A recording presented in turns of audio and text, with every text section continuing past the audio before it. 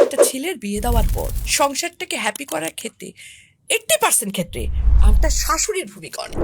মানে ছেলের মা ডেফিনেটলি কোনো কোনো জায়গায় ছেলে বউ খারাপ আছে, কিন্তু exceptional cannot be an example. বেশিরভাগ শাশুড়ি কিন্তু বেশি আমার দখলদারিত্ব মনোবৃত্তিতে চলে যান। এখানটায় যদি ওনারা একটু ছাড় দিতে পারেন, ওনারা যদি একটু মনে করেন যে না, আমি আমার মেয়ের জামাইকে বলছি কি যে আরে আমার মেয়ের জামাই কত ভালো, আমার মেয়েকে কিছুই করতে দেয় না, সারাদিন অফিস থেকে এসেও সে মেয়েকে রান্নায় হেল্প করে। আর ছেলের ব্যাপার হলে তখন আমরা বলতো কি ছেলের বউ একে সারাদিন ঘুমায় থেকে আমার পোলা আসে রান্না করে খাওয়ায়। একই মানুষ, কিন্তু আমরা দু রকমের মনোবৃত্তিতে যাচ্ছি, তাই না? এই জায়গা থেকে আমাদের মেয়েদের বেরিয়ে আসতে হবে। মেয়ের জামাই আসলে পোলাও কোরমার অভাব রাখি না।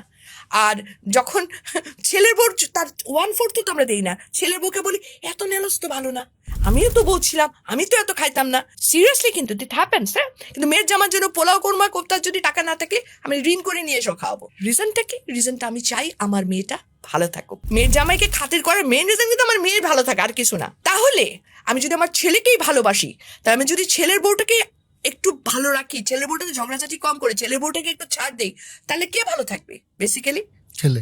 ইয়েস, এই জিনিসটা মাদের মাথায় ঢুকাইতে হবে যে আমি আমার ছেলের বউকে আমার ছেলের হ্যাপিনেসের জন্য ছাড় দিব।